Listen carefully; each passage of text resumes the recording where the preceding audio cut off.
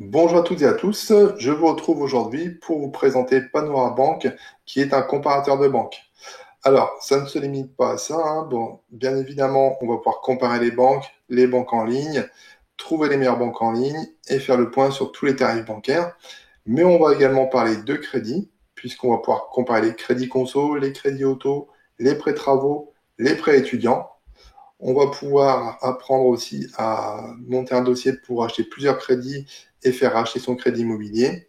On va pouvoir comparer les crédits immobiliers et les assurances emprunteurs. Au niveau de l'épargne, on va pouvoir comparer les assurances vie, comparer les courtiers en ligne pour tout ce qui concerne la bourse, comparer les livrets d'épargne et on va parler d'épargne d'optimisation fiscale, pardon, donc comment réduire ses impôts.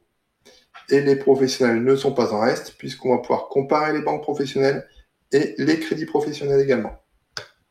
Alors, il faut savoir que l'offre est vraiment très vaste puisqu'ils vont nous permettre de comparer 180 banques, ce qui est juste énorme. Au niveau des crédits, on va essayer de trouver les meilleurs taux possibles. Et au niveau de l'épargne, de trouver des rendements qui soient les plus satisfaisants possibles. Donc, le but de Panora Bank, c'est d'aider les internautes à trouver la banque dont ils ont besoin. Parce qu'effectivement, au niveau bancaire, c'est un peu la nébuleuse. On a des tarifs qui sont totalement différents d'un établissement à l'autre, des services également. Il y a beaucoup de packaging, ce genre de choses, donc c'est vrai que c'est difficile de faire une comparaison qui soit juste entre différents établissements bancaires. Donc le comparateur va nous aider là-dessus. Donc 180 banques qui sont comparées sur plus de 130 critères. Alors les avantages, ça va être effectivement de faire le point sur les tarifs. Ça va être aussi de faire le point sur les frais bancaires, voir un petit peu ce que chaque établissement nous facture.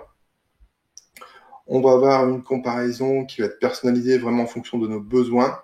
Et puis, on va s'interroger sur le fait de rester dans une banque traditionnelle ou d'aller dans une banque en ligne.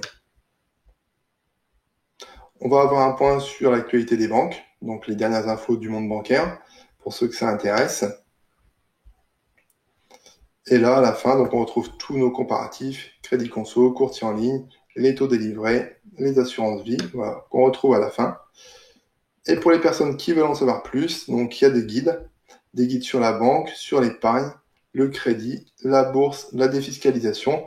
Donc vous allez trouver de nombreuses infos et des bons conseils pour prendre vos finances en main parce qu'effectivement, c'est quand même mieux de savoir où on met notre argent et puis d'apprendre à le gérer correctement. Donc tous ces guides-là vont vous aider à en savoir plus sur le milieu et puis à gérer tout ça sereinement.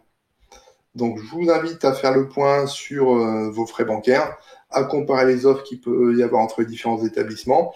Je vous mets le lien sous la description. Et puis, une fois que vous aurez fait vos comparatifs d'assurance, vous passerez sur Panora Bank pour faire votre comparatif de frais bancaires.